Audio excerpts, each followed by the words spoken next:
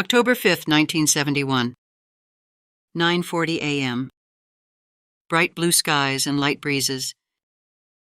Cool morning. 50 degrees Fahrenheit early. Dear Joy, Bo, Howie, Wendell, and David, Dad surely loves his den since he got moved back in. Hip hurrah!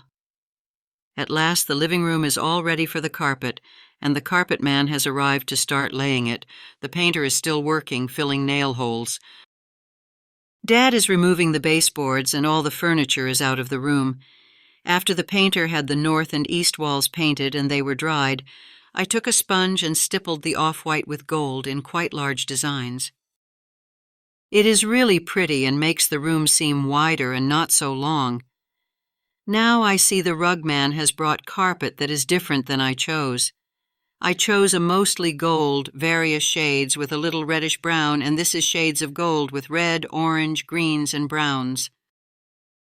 I guess it's okay, but it is darker than the one I chose. Maybe that's a good thing. The only trouble is sort of fades out the carpet in the new part. I hope I'll like it when it's all down.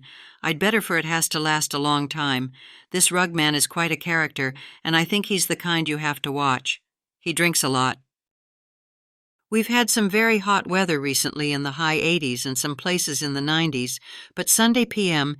it began to rain, and by night had cooled off some. It had been so humid it was hard for people to work hard without streaming sweat. Dad and the painter about melted away, but they kept busy. Dad has been his usual efficient manager, but sometimes he's gotten so weary putting in long days he's almost dropped, and sometimes he's been a little cross.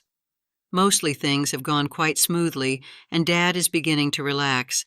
In fact, we both slept until 7:45 a.m. Saturday morning, and again this morning, we didn't wake up very early. Dad looks better when he gets more sleep. He's quite thin, and when he's too tired, he looks hollow-eyed. Stephen has come over to balance his tires with Dad's wheel balancer. He plans to drive his van to Idaho next week when the deer hunting gang go out. Dad plans to leave Monday evening after Gerald Anders gets his evening chores done, and the others a little later. There's going to be more fellows than usual, I think. Bobby Anders is going, John Moore, Bob Van Boven, and I don't know who else. Dave Johncock isn't going this time. Dad had to get a new battery in his Honda as he hadn't driven it all summer, and the battery went dead. Guess Howie should have been here to keep the Honda in use, then the battery would have stayed up. The rung man decided the edges of the broken tile in the doorways, etc., must be smoothed so the sharp edges wouldn't cut the back of the rug and cause wearing. So it happened that Dad had some latex and cement mixture and was able to fix the places, and as it set fast. The man can now go ahead and get on with his work. I've decided what happened about the color of carpet. When the fellow laid the carpet in the new part, I said that wasn't the color I ordered, as I was sure it had some green and orange in it besides the gold shades, etc., but he insisted it was what I had chosen, so I let him put it down. Now I'm sure he simply changed the two kinds of carpet around, as this kind he brought today looks like what I chose from the addition of the house. I wanted this lighter color in the living room to make it lighter. Oh well, in 100 years you'll never know the difference. Both colors of carpet are very nice, so I won't stew.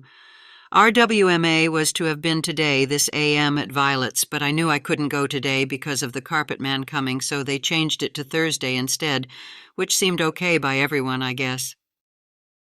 Violet wanted to go shopping today anyhow in Grand Rapids. Now Dad and I will be rushed Thursday, as in the AM is WMA, and in the PM at 1:30 is Nolan Johncock's funeral. He was killed Sunday at Sandusky, Ohio, in a big race of 100 laps. He was in second place in the 95th lap, and a car blew up in front of him. He tried to miss it and hit the retaining wall and went flying and was dead on arrival at the hospital. He'd married again last fall. He leaves 4 children and his ex-wife and new wife. The funeral is to be at the Methodist Church in Hastings, in Michigan. I feel so sorry for Earl and Lois, Johncock too. Earl and Lois were Nolan's parents. They lived next door to Esther and Lyndon Johncock. Earl looked so stricken and hurt like a forlorn child. It's sad to think all he and his children have missed. The masons are supposed to return someday this week to clean the new brick and stone with acid, and 2 of them will finish the small area above the carport on the shop wall with flagstone.